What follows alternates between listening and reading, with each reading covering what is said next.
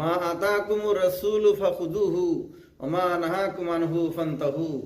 আল্লাহ পাক রব্বুল আলামিন কোরআন মাজিদের মধ্যে বলেছেন, আল্লাহ রসুল তোমাদেরকে যেগুলা দিবে সেগুলা তোমরা মজবুত করে ধরো, আর যেগুলা নিষেধ করবে সেগুলা তোমরা বর্জন করো। আমরা দেখতে পাই কিছু মানুষ এরকম আছেন যিনারা কোরআনের আদেশের উপরে এবং আল্লাহ রসুলের হুকুমের উপরে আমল করে, কোরআন এবং হাদিসকে মানে, হুকুমের উপরে আমল করে, নামাজ, রোজা, হজ, যাকাত এবং বিভিন্ন আমল করে থাকে। এগুলা আদেশ, কোরআনের আদেশ বা আল্লাহ রসুলের আদেশ। কিন্তু যেগুলা নিষেধ সেইগুলা কিন্তু অনেকেই সেগুলা বর্জন করে না।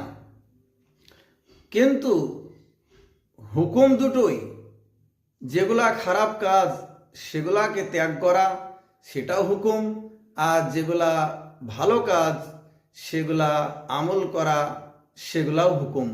যেমন নামাজ পড়া, রোজা করা, এগুলাও যেমন আল্লাহর হুকুম, তেমন মিথ্যা কথা না বলা, গিবত না করা, পরের অন্যায় না করা, অন্যের উপরে জুলুম না করা, এগুলাও হুকুম।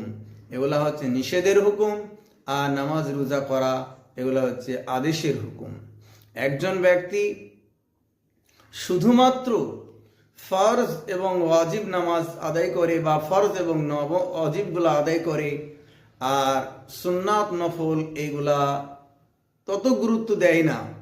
আর একজন মানুষ সুন্নাত, নফল, তাহাজ্জুদ বিভিন্ন রকমের ইবাদত করে থাকেন, অনেক ইবাদত করে থাকেন, কিন্তু যে ব্যক্তি শুধু ফরজ এবং ওয়াজিব আদায় করে, সে কাউরি গিল্লা গিবত করে না, মিথ্যা কথাও বলে না, কাউরির উপরে জুলুম অত্যাচারও করে না, কোনো অন্যায়ও করে না।